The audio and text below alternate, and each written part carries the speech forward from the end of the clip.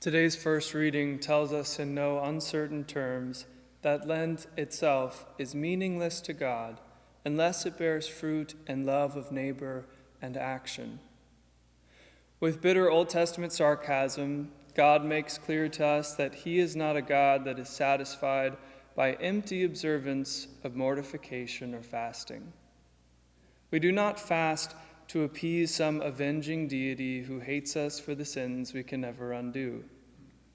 We do not fast to shame ourselves or to mistreat the bodies the Lord made for us, the bodies which he chooses to dwell in and nourish each day with his own flesh.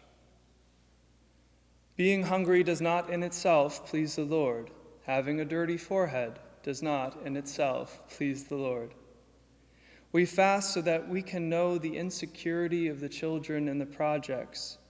We smear our heads with ashes so that we know what it feels like to be that homeless man who's stared at and avoided for his filthiness. We fast so that when we do go out to do charity, it is not out of duty and it is not for our egos. We fast so that when we go to the poor, we go because we love them, because we bear their pain in our hearts. We fast so that we go with the love of the incarnate Lord, who lowered his own divinity to feel our pains in his very being. We go out of love for this bridegroom who has pledged himself eternally to us, the bridegroom who gives purpose to our suffering, who promises to comfort us in our mourning and to give us joy everlasting.